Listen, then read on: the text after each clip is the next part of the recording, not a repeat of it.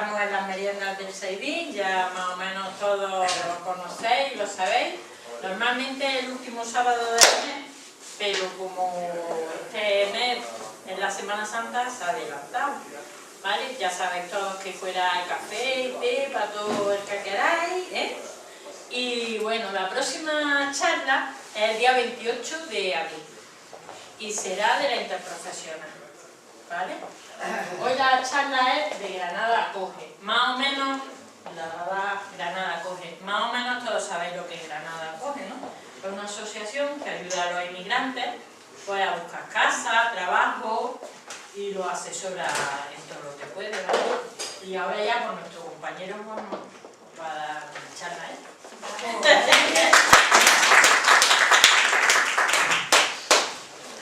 Bueno, pues os comento.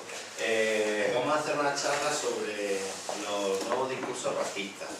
Y para ponernos un poco en contexto de lo que nos referimos de los nuevos discursos racistas, es importante conocer un poco el contexto en lo que se enmarcan estos nuevos discursos racistas de los que vamos a hablar y del tipo de racismo que vamos a hablar, que es el que se refiere al racismo con las personas extranjeras, ¿no? Que es un poco el ámbito en el que nosotros trabajamos. Entonces mi compañera Silvia, de Granada Acoge, va a explicar en una primera parte lo que es todo este contexto de las políticas migratorias y luego entraremos un poco más en lo que son los nuevos discursos racistas en sí mismos, ¿vale? Y luego por el final pues hacemos como siempre se hace en las meriendas, un rato de debate y de compartir.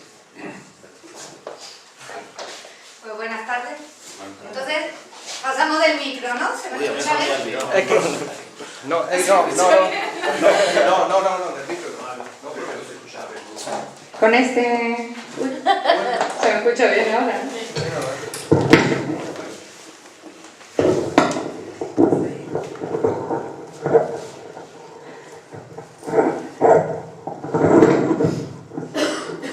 ¿Así? ¿Así se me escucha bien?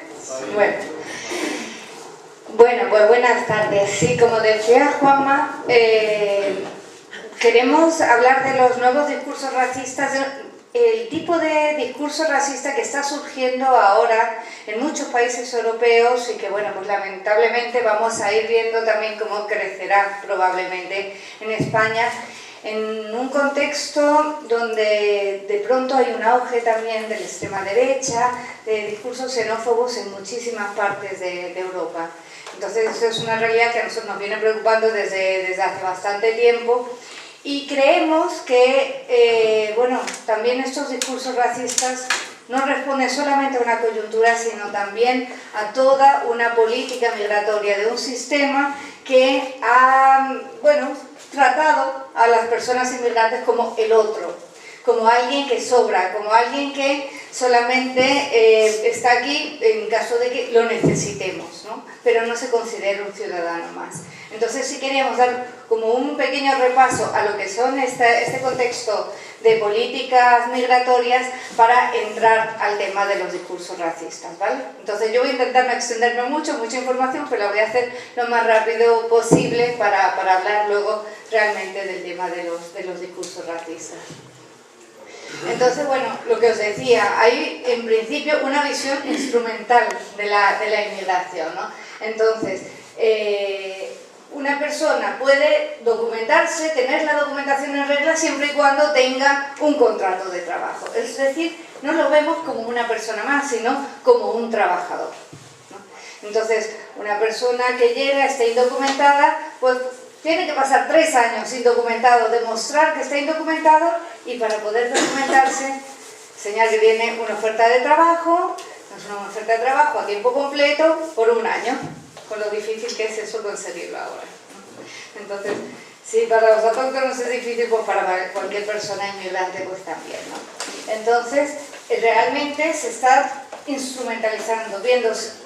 Pueden estar aquí siempre y cuando nos venga bien para nuestra economía. Si no nos viene bien para la economía, mejor que se vaya. No se miran las causas de la inmigración, no se hacen políticas de verdad de desarrollo, sino que se cuestiona cada vez más la cooperación al desarrollo y además hay una criminalización muy fuerte de la inmigración irregular, ¿no? O sea, siempre se habla de avalanchas, etcétera, pero sobre todo también bueno, como se vincula siempre la inmigración irregular a las mafias, etcétera, ¿no? Entonces siempre se acaba criminalizando. Pero ahora nos extendemos más adelante en eso. Entonces, bueno, si pensamos en nuestra frontera sur, ¿no? Que es, digamos, la imagen más cruda de nuestra realidad migratoria, hay una política muy clara, ¿no? Las políticas migratorias europeas y lamentablemente la española también, si uno mira la frontera sur, lo que buscan son tres cosas: que no lleguen a la frontera, o sea, dejar que se queden lo más al sur posible; si llegan a la frontera, que no pasen; y si pasan, que se vayan lo antes posible. Entonces, por ejemplo, ¿qué quiere decir que no lleguen a la frontera? Hay una cosa que es inherente a las políticas migratorias europeas, que es la externalización de las fronteras.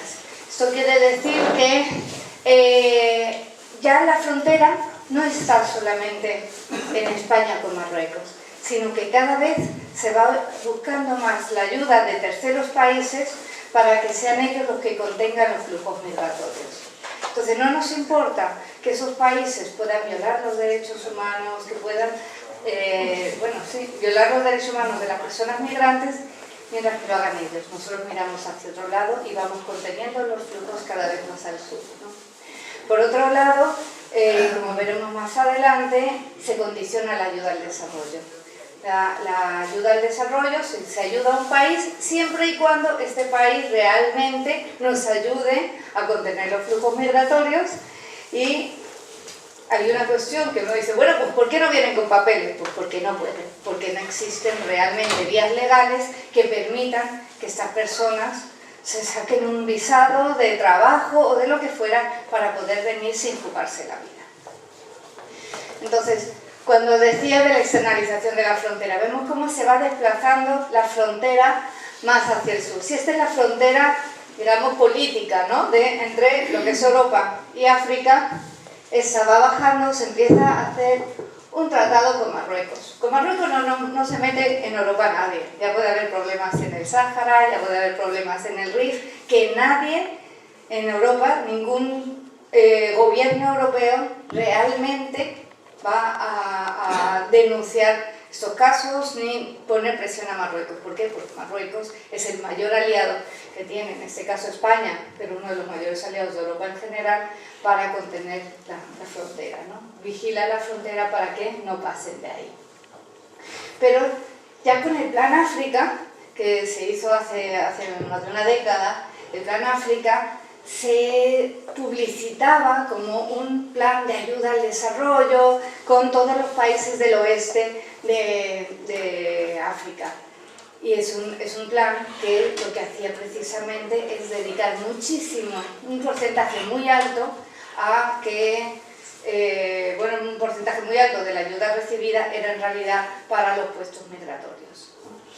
Entonces tenemos una compañera de Derechos Humanos que estuvo en la frontera vigilando cómo funcionaba la cosa en la frontera entre Mali y Mauritania. Y decía que es que realmente el 80% de la ayuda de España estaba yendo para vigilar esa frontera, ¿no? ¿Qué ocurre? Pues que la gente, por más trabas que le intentes poner, la gente necesita migrar. Y si migra lo va a intentar una y otra vez, ¿no? Entonces decía que incluso en esa frontera entre Mali y Mauritania había personas que lo habían intentado 5 veces y lo iban a seguir intentando hasta que realmente pudieron hacerlo, ¿no? Entonces eso también tiene como consecuencia todo este desplazamiento, que cada vez los intentos de llegar a Europa sean más y más peligrosos, ¿no?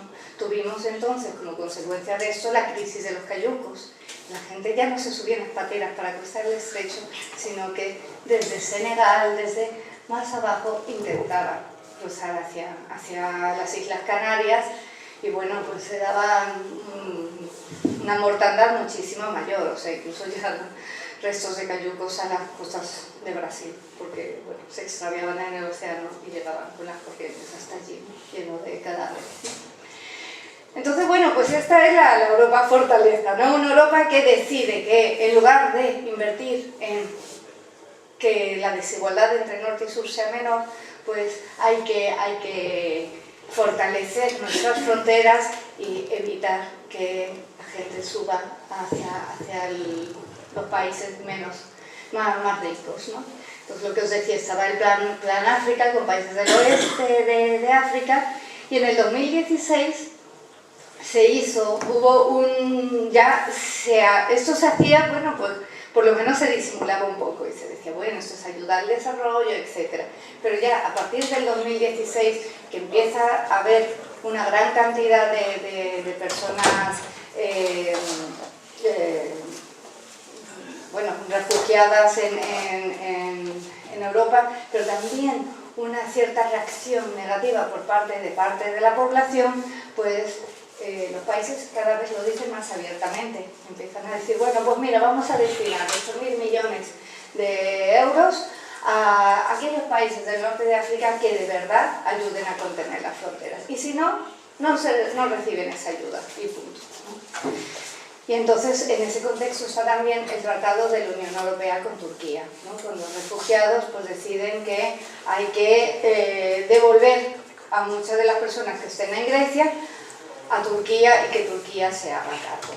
Y en ese contexto, bueno, eso no es muy diferente a lo que ya estaba haciendo España, por ejemplo, con Marruecos, que es, bueno, dejar en un país donde sabemos que se violan los derechos humanos toda la gestión migratoria. Y que son además países que tienen mucho menos recursos económicos para realmente gestionar una situación como esta, ¿no? Pero bueno, se deja en manos de ellos. Luego, lo que os decía, hay una imposibilidad para acceder a Europa por la vía legal, ¿no? Entonces, hay varias cuestiones que nosotros planteábamos. Podría ser que en las embajadas, en los países de tránsito, se pida asilo. No es necesario que tengan que jugarse la vida, cruzar el Mediterráneo y pedir asilo una vez que pisen Europa. Si existen las embajadas, existiría ahí la posibilidad de solicitar, es decir, soy una persona que está perseguida. Pero eso nos está dando, lo que muestra claramente una falta de voluntad de que estas personas puedan salvar sus vidas, ¿no? Falta de vías legales y seguras, nos decía, y entonces todo esto lleva a que se incremente la vulnerabilidad de las personas, ¿no? Cuando dicen, es que claro, son las mafias las que traen a los inmigrantes.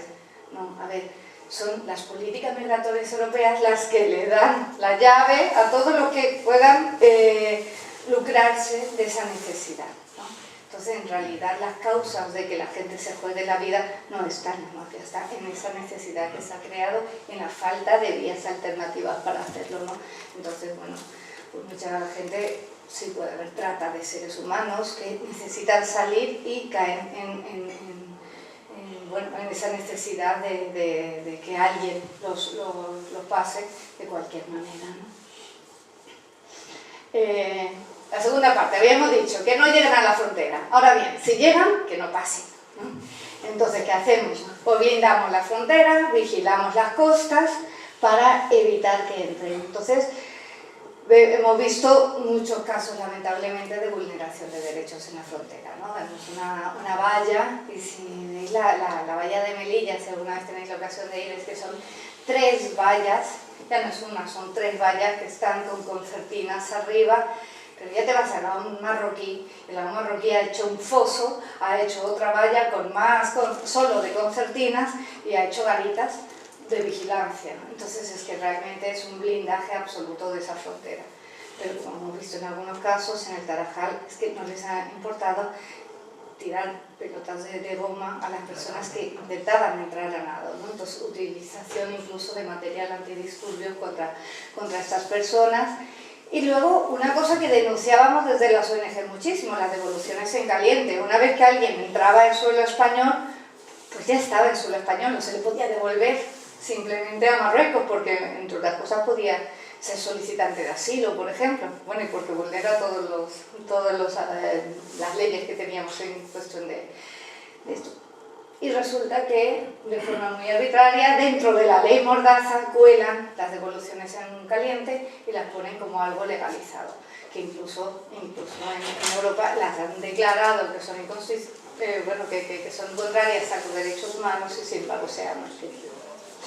Entonces, claro, hay una vulneración al derecho al asilo cuando las personas, una vez que están, que es uno de los derechos humanos que están registrados, una persona que llegue y pida asilo tiene que ser atendida. En el caso de nuestras fronteras ni siquiera se les da esa oportunidad, porque o se impide su entrada, o se le golpea, o simplemente se le devuelve sin derecho a réplica.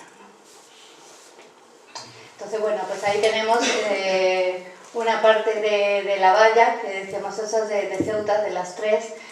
Esta es una de las imágenes del Tarajal, ¿recordáis? Cuando murieron 14 personas que fueron recibidas con material antidisturbios, que incluso, bueno, sus cuerpos se intentaba que no fueran registrados porque, bueno, algunos de ellos tenían el impacto de la pelota de goma. Entonces se intentó borrar todo rastro de ello, ¿no?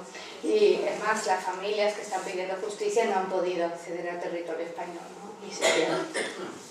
Y luego, por ejemplo, nosotros desde Andalucía Acoge tuvimos un juicio contra, bueno, pusimos una denuncia contra guardias civiles que estuvieron golpeando a una persona hasta que se cayera de la valla, arrastrándola y la metieron en el suelo marroquí, incluso cuando no estaban todavía las devoluciones en caliente legalizadas. Pusimos una denuncia y esa denuncia, que todavía está en el Tribunal de La Haya, bueno, aquí la descartaron incluso para ir a juicio, y la consecuencia fue que estos guardias civiles fueron condecorados por el ministro de Interior, un poco por las molestias que sufrieron por culpa de las ONG que estuvieron detrás de ese caso. Bueno, y aquí ya estamos, ¿no? Bueno, esas son cifras del 17 y lamentablemente van creciendo y van creciendo, ¿no? De todas las fronteras que hay en el mundo, el Mediterráneo se ha vuelto pues la que más muertes está provocando a nivel mundial, ¿no? Entonces, es una barbaridad que esto suceda a puertas de Europa y que Europa ni siquiera esto despierte una indignación mayor, una alarma social mayor, ¿no? Es uno de los mayores desastres humanitarios a nivel mundial y las políticas migratorias europeas son claramente responsables de esta situación. Bien, una vez que han pasado, se ha intentado evitar a toda costa que pasen. Una vez que pasan, se intenta que no se queden, ¿no? Entonces es lo que hablábamos. Muchas veces la población indocumentada pasa a ser criminalizada. Y hemos visto un caso muy claro hace poco, ahora hablará Juanma mucho más de toda esta criminalización y de toda la estigmatización de las personas que llegan en una situación de tanta vulnerabilidad, pero es parte, por ejemplo, de una situación como la que vivimos en Lavapiés hace una escasa semana, ¿no? Personas que están ganándose la vida como pueden. Una persona que lleva 14 años viviendo en España, que no es por falta de preparación, que hablaba 4 idiomas, simplemente día tras día tras día tiene que escapar de la policía cuando no está cometiendo ningún tipo de delito, está intentando ganárselo a la vida lo mejor que puede, ¿no? Y además, ¿qué supone que la policía lo registre? Pues el miedo a estar en un centro de internamiento, el miedo a la expulsión, ¿no? Entonces es un estado de ansiedad constante en el que estas personas están viviendo, ¿no? Entonces mayor criminalización que esa realmente no puede haber, ¿no? Entonces es ese miedo siempre a ser encerrado en un centro de internamiento de extranjeros, las redadas racistas que también se dan, ¿no? Hay una campaña de Amnistía Internacional que a mí me gustaba mucho el título, que era "Parad el racismo, no a las personas", ¿no? Hay redadas por el perfil étnico de las personas, que es absolutamente anticonstitucional y sin embargo se sigue haciendo. Claro, vamos a la estación de autobuses de Granada y lo vemos, se paran a las personas que tienen cierto perfil, ¿no? Entonces, bueno, pues si tienes la piel más oscura es más fácil que te vayan a parar que a otra persona, porque están buscando eso, están buscando personas indocumentadas. Incluso mucha gente dice, es que me paran todos los días, me conocen de sobra, pero es una forma de mermar, de decir constantemente a una persona que no es parte de aquí, ¿no? Y bueno, también un aumento de devoluciones a países que se declaran seguros, ¿no? Esos países que se declaran seguros, entre otros, son Afganistán, ¿no? Afganistán se declaró de la Unión Europea que era un país seguro y que ya se podían hacer las devoluciones a esos países porque no corría peligro la vida de las personas ahí no se violaban los derechos humanos, ¿no? Entonces también se va aumentando.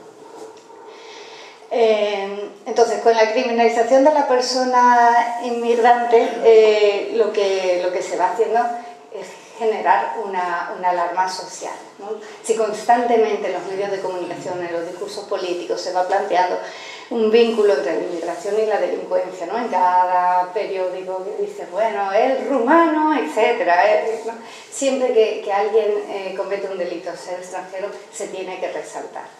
La semana pasada estaban las compañeras de la República Dominicana realmente muy afectadas pues, por la muerte del pequeño Gabriel, que la asesina pues, era una chica dominicana. Entonces decían que algunas de ellas no se atrevían a salir a la calle porque había habido una reacción muy virulenta y muchos de nosotros lo vimos en las redes sociales, ¿no? Que era una generalización a partir de un caso concreto muy agresivo, ¿no? Entonces, bueno, pues algunas de ellas recibieron unas cuantas, bueno, que les dijeron cosas en la calle y algunas no se atrevían a salir siquiera a la calle, estaban realmente muy afectadas por este caso, ¿no?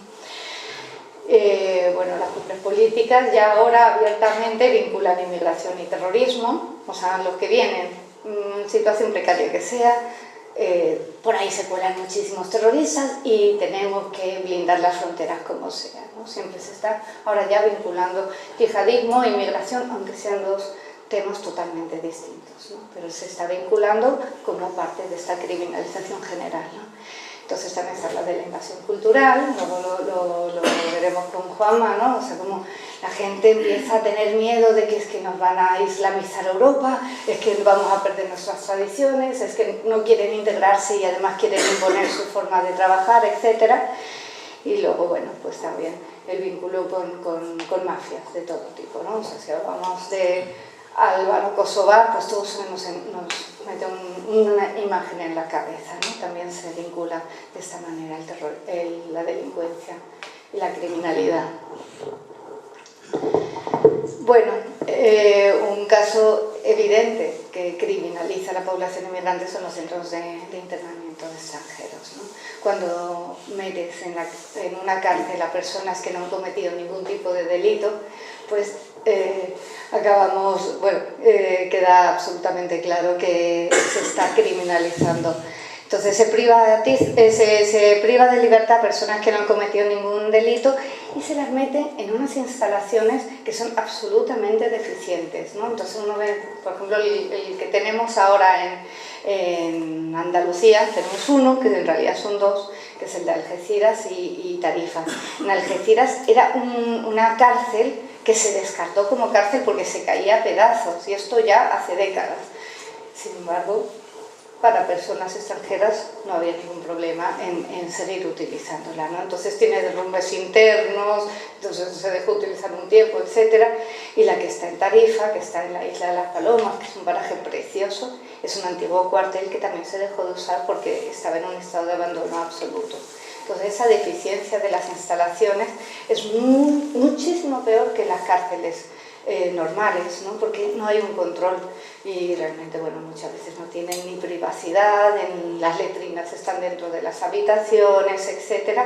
Y sobre todo hay una arbitrariedad absoluta de cómo se dirige un centro como eso. Depende de cada director, de cómo lo dirige, de lo que está permitido, de lo que no está permitido. Muchas veces hay falta de, incluso eso de, si las mujeres tienen regla, pues le dan una toalla higiénica para todo el ciclo, etcétera, con muchísimas deficiencias que no son tratos humanos, ¿no? Entonces, además, una cuestión muy clara es que son absolutamente ineficaces. La mayoría de personas que entran a los centros de internamiento de extranjeros no son expulsadas. El 60% de personas no son expulsadas, entonces están aquí hasta 60 días encerradas para nada, ¿no? Y además el impacto emocional que suele tener ese encierro es enorme. Y la mayoría de personas que son expulsadas precisamente no han pasado por un centro de internamiento extranjero.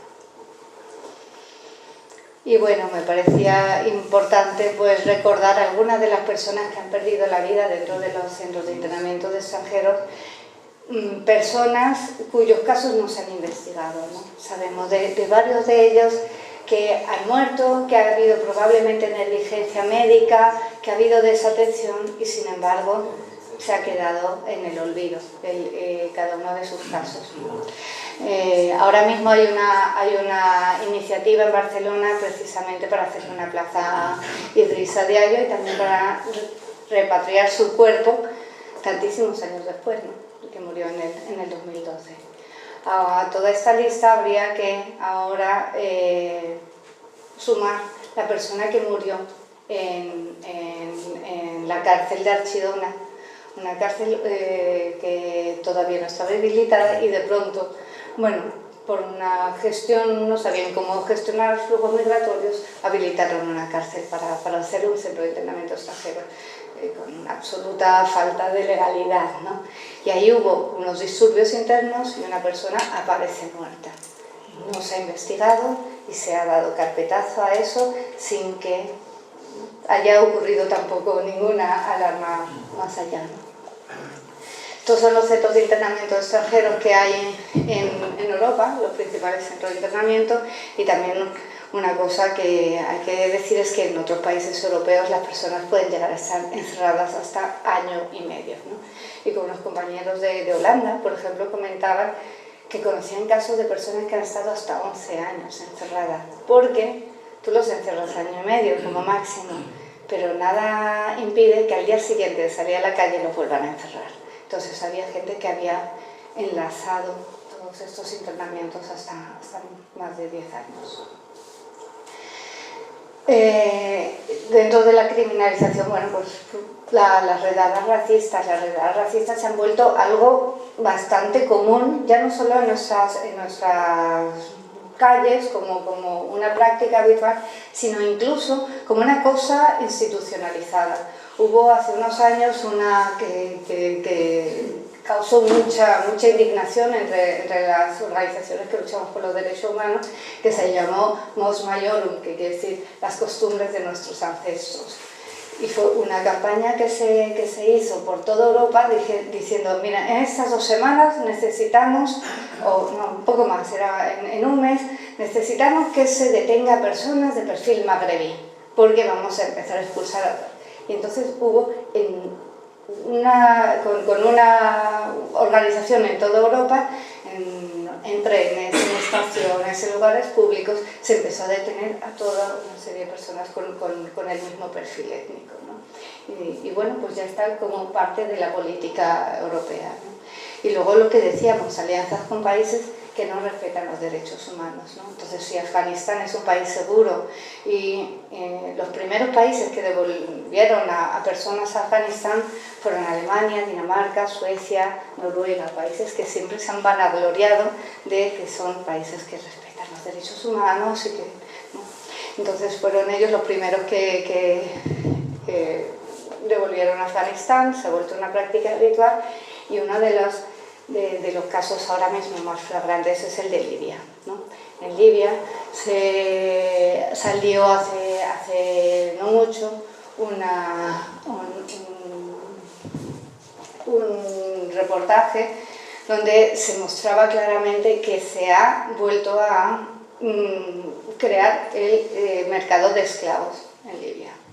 Entonces, aquí ni siquiera están las imágenes más duras, había unas imágenes durísimas de personas encadenadas que, bueno, están pasando aquí, enfrente nuestro, en el otro lado del Mediterráneo, y precisamente Europa para esto no ha reaccionado para nada, ¿no? Estamos ante un Estado fallido, un Estado donde, bueno, se derrocó a un dictador, entraron muchísimos intereses económicos europeos a Libia, y esa falta de un gobierno sólido pues provoca este tipo de situaciones, y esas no les ha preocupado a nadie, ¿no?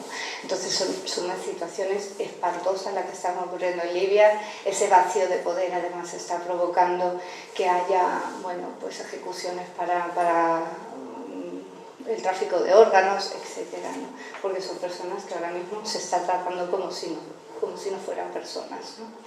Entonces esto está ocurriendo a las puertas de Europa. Y ocurre también, por ejemplo, todos hemos escuchado probablemente cómo acaban de denunciar a Proactiva Open Arms por no devolver a una serie de personas a los guardacostas, bueno, la gendarmería libia, ¿no? Entonces, precisamente es por no devolver a este gobierno, a las personas que estaban en las barcazas, que se les ha acusado a ellos de tráfico de seres humanos. Entonces, esa es una de las clarísimas estrategias también ya de criminalización absoluta de la inmigración. Incluso aquellas personas que están salvando vidas, aquellas que están denunciando lo que está ocurriendo en la frontera sur, queremos que sean totalmente eliminadas. El primer caso fueron los bomberos sevillanos que estaban en Lesbos, que estuvieron rescatando vidas y que ahora mismo tienen un juicio abierto por tráfico de seres humanos. El otro es el de Elena Maleno, que ya fue denunciada aquí en España. La investigación se vio que no tenía ningún fundamento y ahora en Marruecos le están denunciando por lo mismo. Y el último, el de Proactiva Open Arms, ¿no? Entonces, incluso cualquiera que ayude a la población inmigrante también es acusado de tráfico de seres humanos. Y bueno, además así eliminamos a una serie de testigos de todo aquello que ocurre en la frontera sur. Es muy claro, mientras el barco de Proactiva esté en la costa, más personas van a morir en el mar. Entonces ya es de una forma absolutamente abierta evitar que incluso un tema que tendría que hacer los gobiernos europeos. A mí uno de los escándalos más grandes que me parecía ante todo este desastre humanitario es que no sean los gobiernos los que están rescatando las vidas en el mar, que sean personas voluntarias y organizaciones privadas las que están intentando salvar las vidas. Entonces, además de no hacerse responsables del salvamento de vidas, se está evitando que otros puedan salvar esas vidas. Una idea muy clara de cómo, oye, cuantas más gentes mueran en el mar, menos llegan a las costas europeas y menos tendremos que gestionar esa situación, ¿no? Y bueno, pues simplemente terminar con esta idea que las violaciones a los derechos humanos en realidad ponen en peligro todo nuestro Estado de Derecho. Esto no es una cosa que atañe únicamente a las personas inmigrantes, sino que a todos nosotros somos amenazados a partir de eso, ¿vale? Entonces, bueno, yo espero que no haya sido un rollo muy fuerte, pero sí nos parecía importante ver ese contexto general cuando hablamos de un incremento del racismo, ¿no? Para nosotros sí es muy claro que hay todo un sistema que apoya que en la población europea empiecen a surgir las manifestaciones de rechazo muy virulento contra la población inmigrante. Así que os dejo con Juanma. Esto no me lo quiero.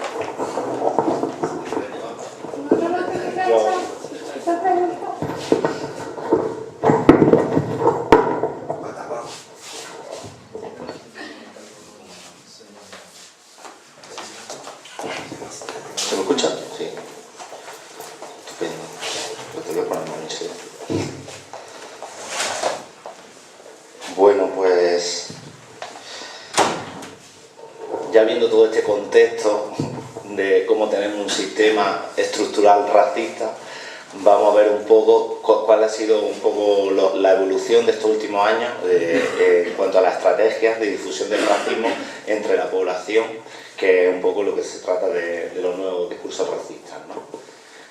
Estamos hablando de las nuevas estrategias del auge de la extrema derecha en Europa, ¿no? Y esto viene un poco, cuando hablamos de nuevos, hay cosas que son más nuevas, pero hay otras que no lo son tanto, pero sí que viene siendo una realidad que se viene gestando más o menos desde el 2011 para acá. Y digo desde el 2011 porque el 2011 fue el año en el que surgió la primavera árabe, fue el año en el que surgió el 15M y fue el año en el que empezaron a surgir muchos movimientos ciudadanos en todo el mundo, ¿vale? Entonces, a raíz o coincidiendo con ese tipo de movimientos, la extrema derecha aprovechó para utilizar algunas de esas cuestiones desde otro punto de vista, pero que hay veces que se confunde y no se sabe muy bien si es un movimiento de extrema derecha o no lo es, ¿no? Entonces, la primera característica es cómo se aprovecha de la indignación social, ¿no? Cómo se aprovecha en época de crisis como estamos en toda Europa, se aprovecha de esa preocupación social y esa indignación y se incluyen ahí, ¿no? Entonces, vamos a ir haciendo un poquillo algunas referencias con fotografía al contexto europeo, específicamente de Alemania, porque como Silvia también conoce muy bien ese país, Alemania, pues también nos podéis hacer un poco unas traducciones de lo que son las fotos, lo que aparece en las manifestaciones y luego algunas referencias más cercanas de España o de aquí de Granada. Entonces, esto, por ejemplo, una manifestación en Alemania que dice... Que dice, no dejaremos que nos sigan timando, nosotros somos el pueblo. Y aquí vemos, por ejemplo, lo mismo a nivel nacional, que es, podríamos decir que la máxima expresión podría ser el Hogar Social, que no sé si lo conocéis, que es un grupo de extrema derecha que está presente en algunas ciudades, entre ellas está en Madrid, que son donde están más visibles, y aquí en Granada, ¿no? Que antes se llamaba el Núcleo Joven y ahora desde hace un año y pico o 2 años se han cambiado el nombre a Hogar Social Granada, ¿no? Entonces aquí, por ejemplo, no sé muy bien, ¿no? Pero una actuación que han hecho en la calle, ¿no? Que pone DEP, como que ha muerto, los derechos laborales, el empleo, las pensiones, hay la sanidad pública, ¿no? Son cosas que podemos compartir un poco todos, ¿no? Esas reivindicaciones, ¿no? Pues ellos también la utilizan y lo hacen ver, ¿no? Luego, otra cuestión que es común es la desconfianza hacia las instituciones, ¿no? Todo lo que son las instituciones que se habían creado dentro de la democracia europea hasta ahora, existe un descontento y una desconfianza hacia esas instituciones y consideramos que esos políticos y esas instituciones no nos representan, ¿no? Esto, por ejemplo, es de Alemania, que sé claramente cómo está Merkel, y dice... Esta no es mi canciller. Esta no es mi canciller, ¿no? Y luego aquí, pues a nivel granadino, pues tenemos esta manifestación del Hogar Social que pone "No habrá paz para los malvados", que fue cuando estuvo en los juzgados, cuando saltó el caso de Torre Hurtado y estaba en los juzgados y ellos se manifestaron en contra de Torre Hurtado denunciando el caso de corrupción aquí en Granada, ¿no? Entonces, una cuestión que también podríamos estar muy de acuerdo, ¿no? Con el caso de corrupción. Uy. Perdón. Y esto que es muy gracioso, vamos, esa foto a mí me hizo mucha gracia cuando la encontré, que es una campaña que hicieron en Madrid, el Hogar Social de reparto de juguetes de los Reyes Magos, pues luego hicieron una actuación de llevarle carbón a la sede del PP por lo mal que lo estaban haciendo, ¿no? Entonces, pues esa es la foto de llevando carbón, ¿no? Luego además tiene gracia la foto, ¿no? Porque luego con los racistas que son, ¿no? Como le toca a uno ser negro, pero no se atreve del todo, y la cara que tiene también, como vaya, hombre, me ha tocado a mí. Y dentro de esa desconfianza hacia ese descontento hacia las instituciones, en general, pues también se da un contexto de euroescepticismo y de no confiar en Europa, ¿no? Y aquí está la foto está clara, ¿no? Incluso de cómo se vincula Merkel con Hitler, ¿no? Y cómo se vincula Europa como algo muy negativo, ¿no? Esto además se da a la vez con el afloramiento de los nacionalismos, ¿no? De cómo en muchas partes de Europa se tiende a cerrarse hacia lo más local, lo más regional y la desconfianza hacia la estructura más grande como puede ser Europa, ¿no? Y entonces llegamos a un punto en el que ante esa ineptitud política, esa poca confianza hacia las administraciones y hacia las políticas, pues evidentemente surge la organización ciudadana, que si no funciona el Estado tal cual lo tenemos concebido, pues tendremos que hacer algo, ¿no? Tenemos que organizarnos y tenemos que ver qué hacemos, ¿no? Entonces, pues ellos también tiran de ahí y apelan al sentido común y al pensamiento crítico, ¿no? Ahí, por ejemplo, esa pancarta significa Europa despierta, ¿no? Y entonces es como muy evidente, ¿no? Como llamar a la gente a que se mueva, a que tiene que hacer algo, ¿no? Y evidentemente también a la responsabilidad social y a moverse de otra manera, ¿no? Entonces ahí en esta foto de Brigida, cómo tiran a la papelera todas las ideologías, ¿no? Desde el nazismo, el comunismo, y también meten a ISIS. No sé si puedes traducir lo que pone ahí. Sí, bueno, Pegida quiere decir europeos patrióticos contra la islamización de Europa, ¿no? Y dice, estamos a favor de esto, que se quite toda la basura radical, ¿no? Como un nuevo movimiento de decir, vamos a dejarnos de todos los radicalismos, tal, y vamos a movimientos ciudadanos y a comprometernos con lo que está ocurriendo. Y aquí, por ejemplo, esto es una pancarta del Hogar Social, ¿no? Que dice, rendirse no es una opción porque España lo necesita. No podemos caer en la desgana, tenemos que movernos, tenemos que luchar por mejorar las cuestiones sociales que nos están siendo perdidas, ¿no? Y luego se apela también a la necesidad de una democracia directa, de tener unos canales en los que los ciudadanos puedan participar de la política mucho más, de forma más directa, ¿no? Esto yo no sé si lo recordáis, que era algo también que se reivindicaba mucho con el 15M. De hecho, muchas de estas cuestiones son muy comunes a lo que fue aquí el 15M, ¿no? Y otros movimientos del estilo del 15M, ¿no? Pues un poco igual, ¿no? No sé si... Dice, Suiza está a favor de los referéndums, nosotros también. Alternativa para Alemania. Alternativa para Alemania fue el partido político, es el partido político que está cada vez teniendo más fuerza, esta es la tercera fuerza europea, y es de donde sale Pegida, que era el movimiento este contra la islamización de Europa, y se constituye en partido político. Y luego otro elemento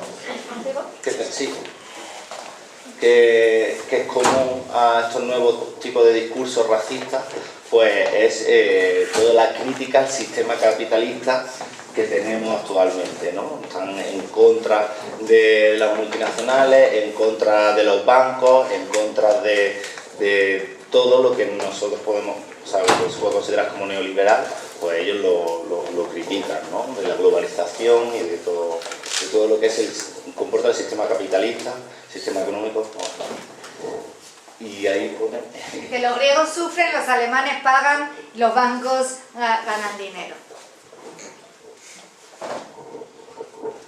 Y aquí pues tenemos ya a nivel nacional y local pues una campaña en Madrid, una charla sobre el caso del Banco de Madrid, la usura bancaria, ¿no? De concienciación con ese tema. Y aquí, muy curioso, en Granada tienen una campaña que dice, el banco te ha robado y puedes recuperarlo. Y esto te explica un poco cómo puedes recuperar el dinero y al final te llaman a que tú acudas al Hogar Social de Granada, que te van a ayudar a cómo recuperar el dinero que te ha quitado el banco, ¿no? O sea, y además son campañas que son potentes y visuales, con mucho movimiento en las redes y demás, ¿no?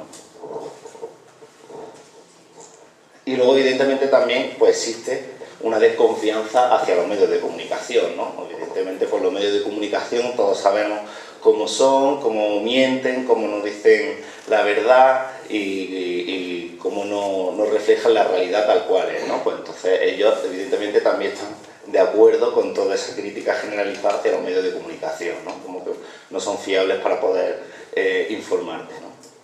Que dice verdad en lugar de prensa mentirosa. Y luego pues ya surge, empieza a surgir después de toda esta movilización ya lo que es el paso a la política, ¿no? Y el paso a la política que lo ha habido en todos los países europeos, incluido España, ¿no? De cómo todo este descontento, esta recogida de la indignación social pasa a la política, ¿no? Y aquí tenemos pues alternativa para Alemania, ¿no? Dicen, bueno, pone no, y hay como novedad, en estas elecciones hay algo para elegir. Ya después de haber caldeado todo el ambiente, conseguido un apoyo ciudadano, conseguido más red social, pues ya como ofrecer la posibilidad de llegar a cambiar las cosas desde la política, ¿no? Entonces tenemos eso en Alemania, por ejemplo, y aquí, pues como todos sabéis, pues surgió el partido de Vox, ¿no? El partido de los valores, ¿no? Que realmente no ha tenido el mismo impacto que ha tenido en otros países partidos de este tipo, por varias causas que serán de analizar, no tendremos tiempo para eso, ¿no? Pero responde un poco a esa misma lógica, ¿no? Igual que Vox, podríamos decir que lo que es partidos que han recogido toda la indignación social que se ha generado con la crisis, todo ese descontento con el Estado, con la política, con la prensa, con el capitalismo, con el capitalismo algunos no, se han creado varios partidos, todos lo sabemos, ¿no? Se creó Podemos y luego se creó Ciudadanos. Bueno, Ciudadanos se creó antes, pero como que se le dio esa visión también de recoger esa indignación social y demás, ¿no? Y Vox, ¿no? Entonces, son cada uno en su forma, pero responden a la lógica de recoger la indignación social generada tras la crisis, ¿no? Y aquí esto es muy curioso, que también es una cuestión nueva y por lo que también muchas veces es muy difícil de identificar cuándo son discursos racistas y cuándo no, porque llevan un tiempo apropiándose del discurso y las estrategias propias del activismo de izquierda, ¿no? Entonces, es interesante ver cómo tienen todo este tipo de campañas y de debates, de charlas sobre la lucha obrera en la era del capitalismo global, o la campaña esa de Núcleo Joven, lo que era Hogar Social antes aquí en Granada, ¿no? De trabajar gratis es precario, ¿no? Sobre una campaña sobre los becarios, ¿no? Y esto es lo que le lleva a ir consiguiendo cada vez más apoyo social en todos los lugares donde están. Y además suelen aprovechar las luchas sociales que están en alza para ganar terreno también desde ahí, ¿no? Entonces es interesante como las últimas luchas sociales más conocidas están siempre presentes en todas, ¿no? Aquí está esta pancarta que dice: frente a las multinacionales defiende el taxi, ¿no? Pues las movilizaciones del taxi, cuando hubo los problemas con Uber y demás, pues ellos también apoyaban y ellos también estaban ahí, ¿no? O, esto también es muy curioso, después del escándalo, por ejemplo, que se vivió aquí en Granada con las frases que aparecieron machistas y demás, pues ellos también se han apuntado al 8 de marzo y sacaron su campaña de Me Representan, ¿no? Y llenaron Madrid de mensajes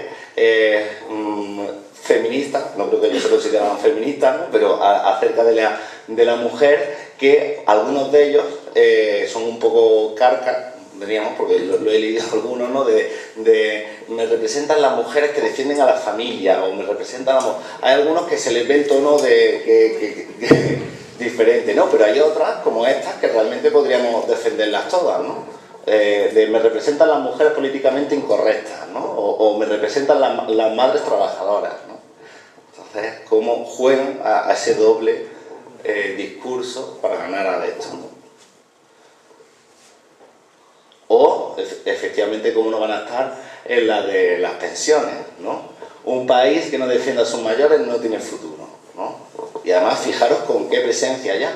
Estamos viendo las primeras imágenes de grandes manifestaciones en Alemania, o grandes manifestaciones en toda Europa, que aquí no han sido tan representativos, pero poco a poco van ganando más adeptos. Estas últimas, por ejemplo, de las pensiones, pues sí que están súper visibles y súper claro que es el hogar social, ya no se esconden de lo que es el hogar social, ¿no? O aquí, que aquí, por ejemplo, es una manifestación muy importante como en Granada sobre la sanidad, que no he encontrado en internet ninguna foto en la que aparezca el hogar social, pero allí estuvieron. Sí, era el núcleo joven. Era el núcleo joven todavía. Yo los he visto como hogar social. Sí. Sí, ¿no? En octubre, noviembre llevan una pancarta enorme que ponía: defendemos nuestra sanidad de su corrupción. Claro. Bueno. Así.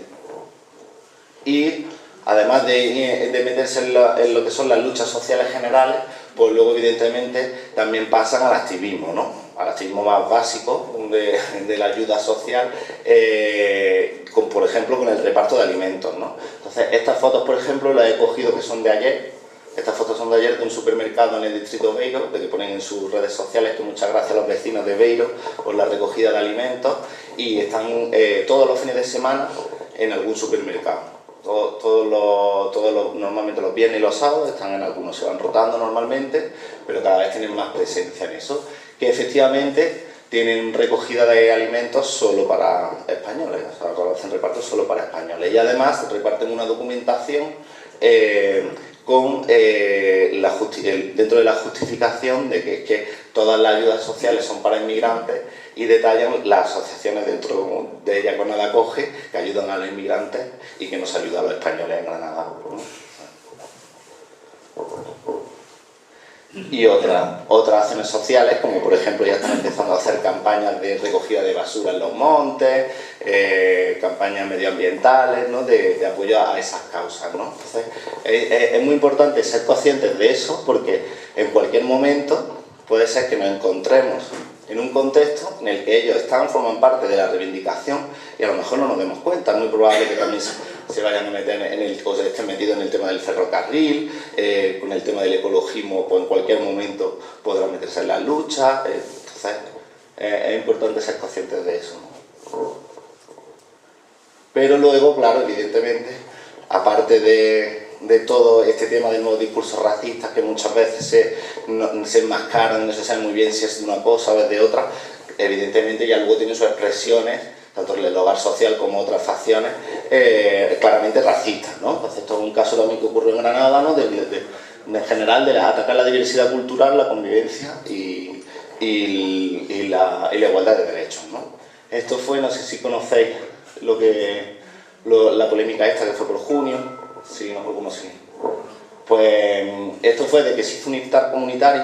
Un iftar es la ruptura del ayuno en el mes de Ramadán, y se hizo un iftar comunitario que realmente es como pues, como diría yo, como un evento realmente, que es de compartir, un espacio en el que había actividades para niños, actividades para adultos, talleres, y era un espacio para compartir, y cuando llegaba la hora de la ruptura del ayuno, pues se rompía el ayuno. Y también se hizo un rezo.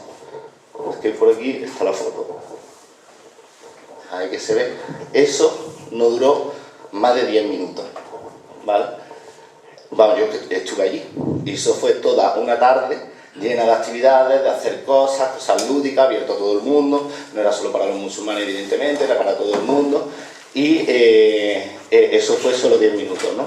Pues claro, surgió la polémica, empezando por los partidos políticos, que evidentemente quisieron coger cacho, porque claro, realmente como lo apoyó el ayuntamiento y puso su pancarta como ayuntamiento, pues de ahí cogieron para aprovecharlo, ¿no? Y entonces ya pues salió, por ejemplo, Luis Salgado de Ciudadanos diciendo: el señor Paco Cuenca confunde tolerancia y respeto religioso con provocación, convocar rezos musulmanes en la Virgen del Triunfo, y ya ahí se empezó a liar, se creó una polémica muy grande. Y hubo gente, uno en concreto fue Vox, ¿no? Fue Vox quien convocó un rezo de desagravio en contra de esto, ¿no? Fueron unas 300 personas, pero fue una cosa muy fuerte también, porque un rezo de desagravio era una cuestión dentro del cristianismo como muy fuerte para hacerlo, ¿no? Una condena así, y entonces llegó el punto de que el arzobispo de Granada se desvinculó de eso, tuvo que hacer unas declaraciones de que se desvinculaba totalmente de eso, que no tenía nada que ver la institución de la Iglesia con ese rezo, ¿no? Entonces pues ya son, digamos, como ataques claramente hacia la tolerancia, hacia la diversidad cultural y demás, ¿no? Y además, esto en concreto, hay gente que le pueda llamar la atención, pero porque se trata de musulmanes, ¿no? Del Islam, ¿no? Hay quien se puede plantear por qué los musulmanes pudieron tener esa opción de poder utilizar una plaza pública para hacer un rezo, en el caso de que fuese un rezo como tal, ¿no? Pero vivimos en una cultura cristiana en la que eso lo tenemos todos los días, estamos a las puertas de Semana Santa, donde se paraliza totalmente la ciudad por la Semana Santa, y nadie lo cuestiona como algo que no tengan derecho a hacerlo. Entonces, es como esa comparativa es importante, ¿no? Y una vez que se hace algo así, porque fue la primera vez que se hizo algo así en Granada, pues lo que se monta, ¿no? Y ya luego directamente el ataque y la islamofobia que existe, que se fomenta, ¿no? Y aquí, por ejemplo, pues después de los atentados de Barcelona, directamente se atacó la mezquita, ¿no? Fueron ellos mismos los que fueron a atacar la mezquita con esta pancarta que pone: quien financia esta mezquita financia el terrorismo. ¿Por qué callan las autoridades? Y en la mezquita de Sevilla aparecieron esa pintada de asesino, lo vaya a pagar. Moro que reza, machaque a la cabeza. Esta vez o sea, ya esto es como un ataque directo, frontal, de fomento de la islamofobia. Y claro, luego como no, además, luego son ellos los que son víctimas, ¿no? del sistema y cómo se victimizan, ¿no? Entonces, en toda esta campaña del hogar social en toda España de culpables de ayudar a nuestra gente, ¿no? Cada vez que se critica, por ejemplo, el tema del alimento, la cosa siempre es: pero bueno, si no hacemos nada malo, si nosotros estamos ayudando a nuestra gente, ¿por qué no lo vamos a poder hacer? ¿No? Entonces, siempre acaban victimizándose de lo que hacen, ¿no? Y creo... bueno, y ya esto para terminar, ¿no? Y ya que existen campañas, ¿no? que hablan del racismo antiblanco, ¿no? Una vuelta de tuerca a esa victimización, ¿no? que habla de racismo antiblanco, ¿no? Y dice: antirracista, una palabra en clave para antiblanco. Y yo creo que ya está. Esto es un poco el contexto de lo que hemos visto, de algunas claves de lo que son el nuevo discurso racista. Y si queréis, por ahora podemos empezar un poco a hablar del debate. No sé si queréis cambiar un poco la configuración para ver un poco todo mejor, o nos quedamos así, lo que queráis. I've spent a whole night in a twin bed with a stranger. His warm arms all around me. How long since I've gazed in the dark eyes that melted my soul down to a place where it longs to be.